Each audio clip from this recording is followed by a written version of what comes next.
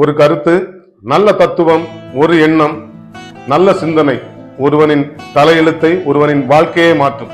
இந்த உலகம் அனைவருக்குமானது.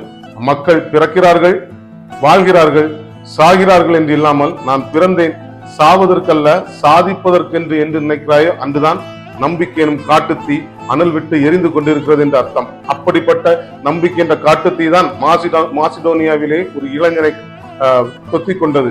அவன் அவனுடைய மக்களையும் அவனுடைய படை வீரர்களையும் அழைத்து அவனுடைய சொத்துக்களை பிரித்து கொடுத்து கொண்டிருக்கிறான். இதை அறிந்த அவனுடைய நண்பன் குதிரையில் பாய்ந்து வருகிறான். வந்து கேட்கிறான், நீ உன்னுடைய சொத்துக்களை உன்னுடைய மக்களுக்கும் படை வீரர்களுக்கும் கொடுத்தால் கடைசியில் உன்னிடம் என்ன இருக்கும் என்று. அவன் சில வினாடிகள் பொறுத்து கொண்டு அவன் சொல்கிறான், இருக்கிறது, என்னிடம் நம்பிக்கை இருக்கிறது என்று.